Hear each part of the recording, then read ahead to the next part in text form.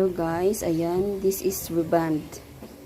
So, ito lang po muna yung in-applyan ko dito sa roots, hanggang dito sa, ayan, hangganan ng dating reband at saka bagong tubo yun sa taas.